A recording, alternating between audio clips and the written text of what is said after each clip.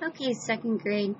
We're gonna stick with the autumn draw, theme with bird and cat, and we're gonna do a drawing like Paul Klee did in the book of a landscape, an autumn landscape, and you'll need a white piece of paper, and we'll start with a pencil.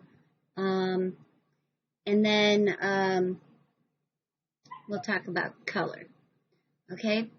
We're going to draw with our paper going horizontal, which is left to right, and this is vertical, which is up and down. So let's put our papers left to right, horizontal. And let's begin by drawing a horizon line. A horizon line separates the ground from the sky in your drawing. And let's just make a nice wavy line that goes across the middle. Okay? I'll try to darken that up for you a little bit. There you go. Paul Klee,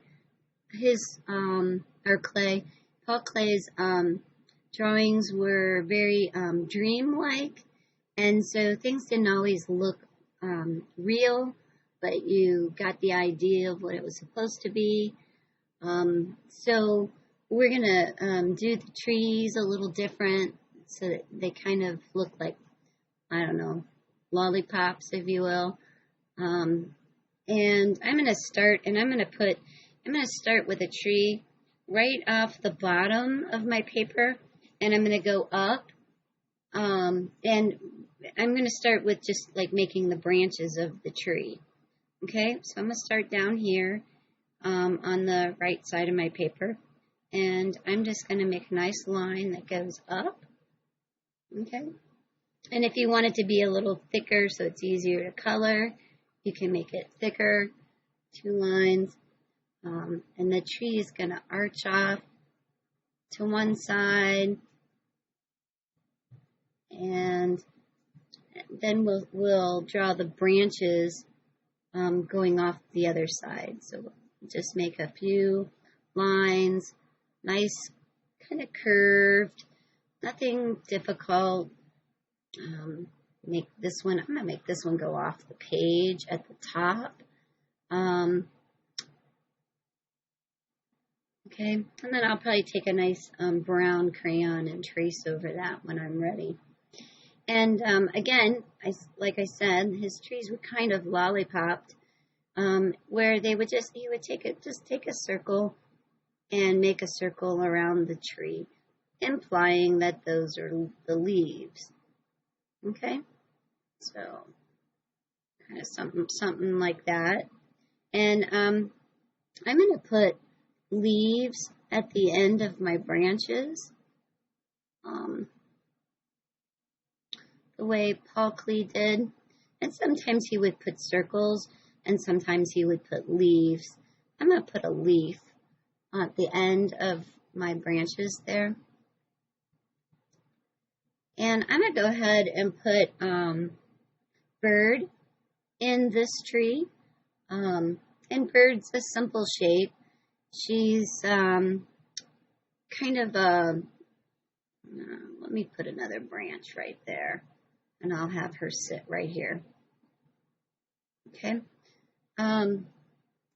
She's kind of an oval shape that's been squished a little bit, if you will. Okay, and then she has a tail that is like a triangle. All right, and then she's got those big eyes like Cat does, and they're just like a small football shape in there with a dot in the middle.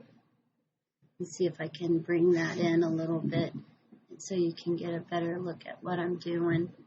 Where's my cursor? There we go. Let's see if I can bring that in. So she's kind of she's kind of a leaf shape. And then I give her a beak. Okay? And since she's standing in the branch, we don't really see her wings, but if you want to put, some like lines in here implying that there's a wing there, you can. And I think I'm going to have her mouth open like she's singing, so I have a top and a bottom. Okay. Now, we can put a few more trees in here wherever you want them. If you put trees like on this line right here, they should be small trees that about, maybe that size. So they look like they're in the background. They look like they're going away from us, or they're farther away. Okay, so maybe I'll put a tree right here. And I'm going to do the funky little curly things at the end of the leaves that he likes to do. And it's kind of just the circles at the end, kind of curved lines with the circles.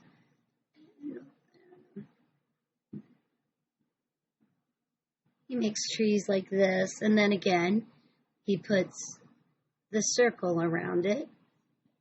Okay? And so he does just a combination of things. Sometimes he'll put maybe a tree that just is skinny with skinny branches that just kind of angle out like that. And they kind of look bare. They don't have all that, they don't have all the fancy stuff on them. Well, sometimes he does that. And then, of course, he puts the circle around it. Okay? And let's make like a small river.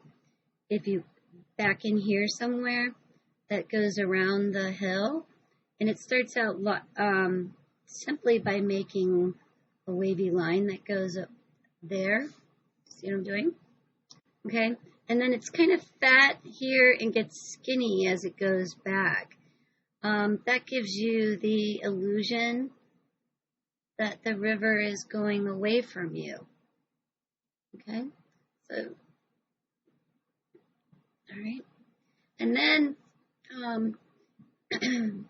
he would finish this off with color, and the colors that we want to use in the ground are going to be greens and oranges and browns, and so maybe let's make a patch of green over here, and maybe a low patch.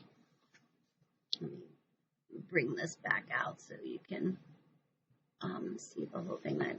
And then maybe, just like a small patch here, half a circle there, or, maybe let's put an orange circle that goes around the tree, just a curved line that goes around the tree right there.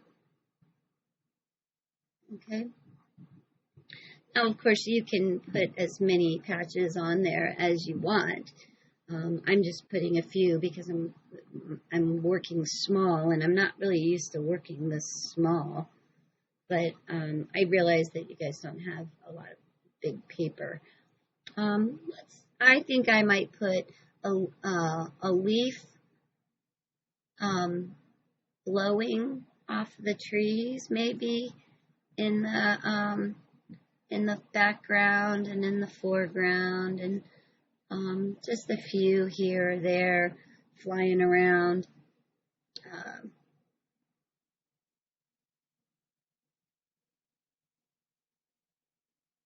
And he liked lots of circles, and so maybe I'll put a circle or a shape here, and maybe, a couple brown circles there, maybe over here. Okay, and I think I'm going to like make some circles in the background so that it kind of looks like we're seeing the tops of trees over the hill. Like, you know, like we don't actually see the bottom part of the tree.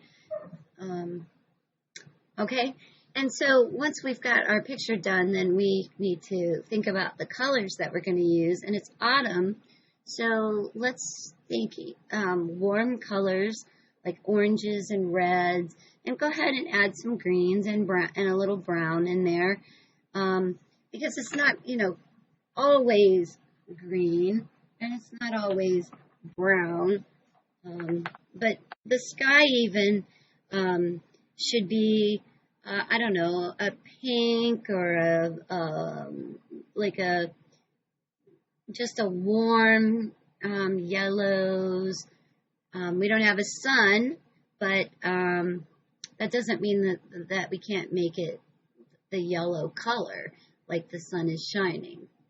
Okay, let's make another leaf over here. Okay, does that make sense? And then you can, find my crayons. Here we go. Then you can go in and start coloring things. Paul Klee was very much into putting color on top of color. So, you know, feel free to, you know, add orange on top of your red, or a little orange on top of yellow, and maybe a little brown mixed in with your green. That's really kind of up to you how you get things. The bird in the book is black with a green tail and a yellow beak.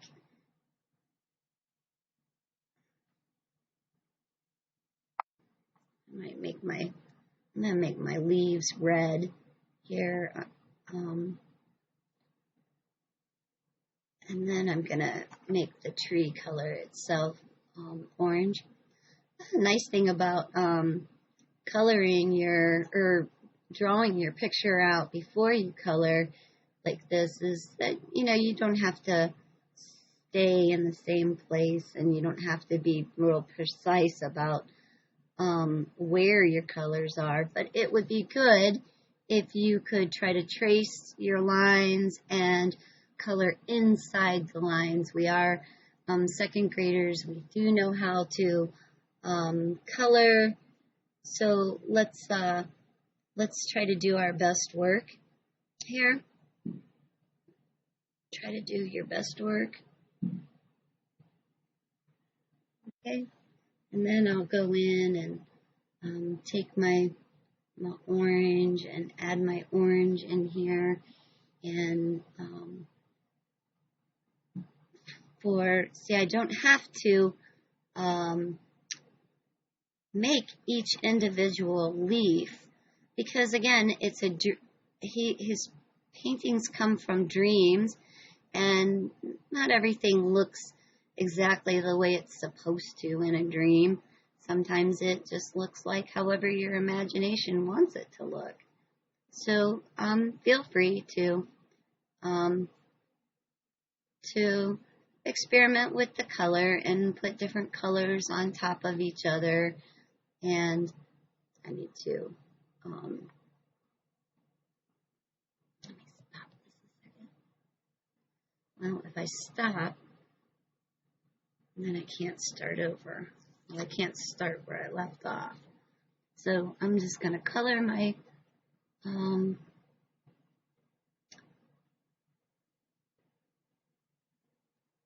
my things orange.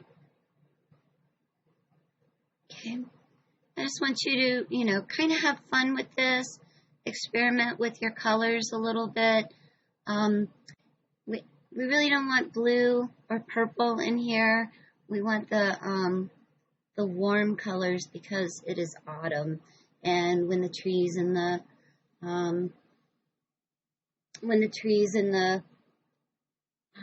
things start to to change like they are right now outside, these are the colors that you see.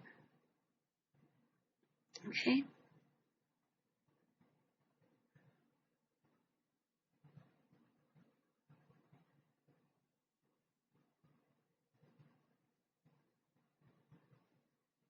All right. I'm trying to color hard, and sometimes when you color hard, you have a tendency to break the crayons. But you know what?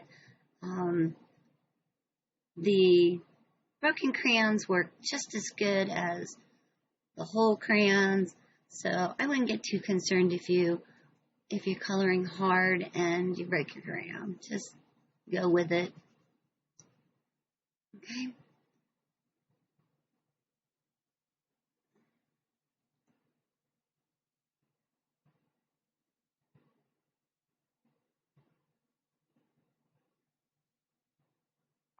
All right, so that's where I'm at. I'll show you a finished picture here in a few days. I don't want to totally influence everything that you're doing. I'd like to see you experiment with it. Sometimes I like to add color on top of color. If you see what I'm doing, adding a little red here and there. Okay. All right, have fun with this, and I will look forward to seeing your pictures.